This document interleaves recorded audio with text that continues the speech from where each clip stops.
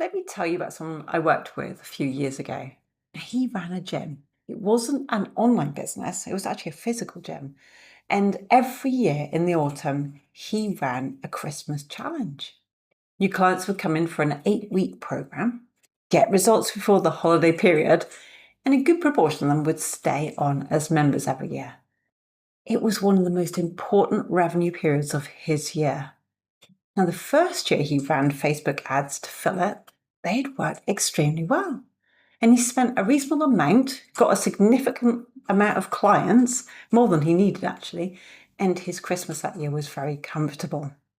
Now, the second year, he ran roughly the same kind of ads, and they worked, but not quite as well that year. And he'd had to spend more to get the same result.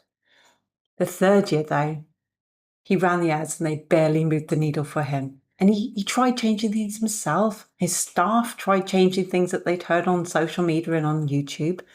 And by the time they'd finished adjusting everything, the ads just stopped working entirely.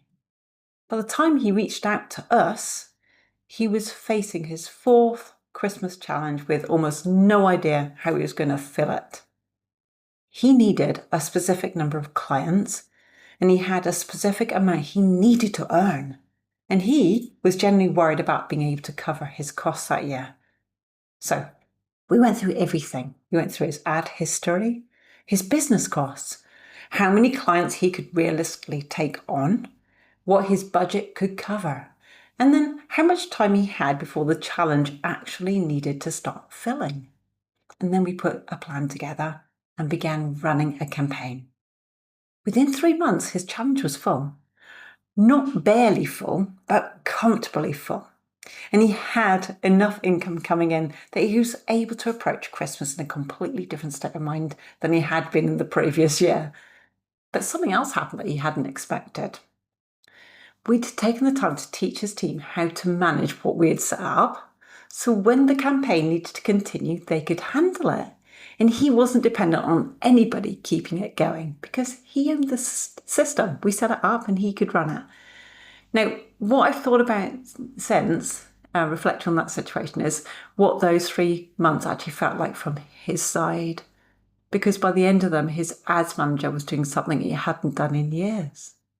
It was telling him in real numbers that he could look at every week exactly how many people have watched enough of his content to be genuinely interested in his gym and what he did. Not people who just scrolled past it or who had clicked accidentally, but people who'd watched very specific videos and they'd stayed, and then by their behaviour, that confirmed what he was saying and was actually relevant to them.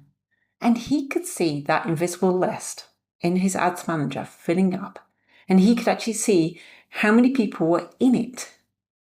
And for the first time in years, he knew where his next clients were coming from before he'd even spoken to any of them. And that feeling is what I think gets lost in conversations about advertising strategy. I mean, we often hear talk about metrics and return on ad spend and cost per lead, and those things really are important. But underneath all of that is something much simpler. It's that feeling of being able to look at your business on a Monday morning and just knowing what is working and that it's working, that the machine that you're paying for is running, and that the people who are going to want what you offer next month are already seeing you, they're already in your world, and they're already interested. They're watching you. They're already building a picture of who you are and what it is you do. You're becoming familiar to them. They understand the problems that your service solves, and they understand who you are. Now, 500 invisible leads per week sounds like a number. It is a number. But on reflection, what it actually represents in practice is something just closer to certainty, because it means that every single week, if you're doing this right, 500 people who fit the description of that person who you know that you can help, who you want to work with, will have watched enough of your content to demonstrate that they are interested in what you do and the problems that you solve with their service, your service. Not just clicked on an ad because it looked pretty, not just liked a post because it stood out to them because of the colours. They watched a video of you that was very specific. They stayed watching and they had chosen to keep on listening. And in this day and age, that is a lot. Now, after 6 weeks of that, you'd have like 3,000 people in your world who've done that. And after 3 months, you'd have 6,000. And after 6 months, 12,000. And you haven't spoken to any of them directly, okay? You haven't sent them any emails. You haven't asked them to opt in to anything, or you haven't hounded them with messages. But they've been quietly building a picture of what you do and whether or not it might be relevant for them in their own time on their own terms. Can you feel the difference? Now, the people who eventually reach out from that audience, they won't feel like cold leads. They don't feel like people who you will need to convince. They instead feel like people who have already made a decision somewhere in that watching time. And what they need to do now is just have the conversation that confirms that what you do is right for them. And that's a different business to run than the one where you're never sure where the next inquiry is coming from. I've had clients describe the shift in this way. Before the invisible list was working, they felt like they had to be visible and active and creating and posting constantly just to keep up with any kind of pipeline in motion. It just felt like an ongoing, busyness. And the moment they weren't doing their stuff, the pipeline slowed right down. And the moment the pipeline feels like it's slowing down, that's when their anxiety started. And it was a cycle that required them to keep running, to stay in the same place. But once that invisible list was filling consistently, something changed. Not immediately, okay, let's be honest.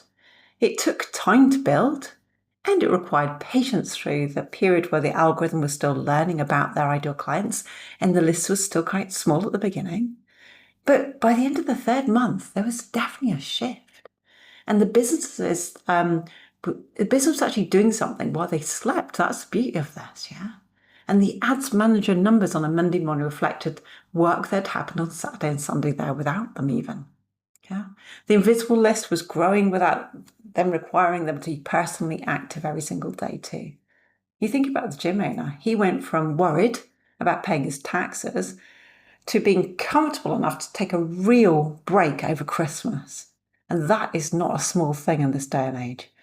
That, as a business owner, is the difference between having a business that consumes you and then a business that works for you. Now, what I've noticed is that people who reach that point consistently share one thing. They committed to the process long enough to let the algorithm learn. They understood that they were building something that compounds, and they gave it the time to compound. By month 3, the compound effect is visible, but by month 6, it's unmistakable. And after a year, well, you know the story. And once it's there, it's so easy just to let those campaigns run and just keep on doing your thing.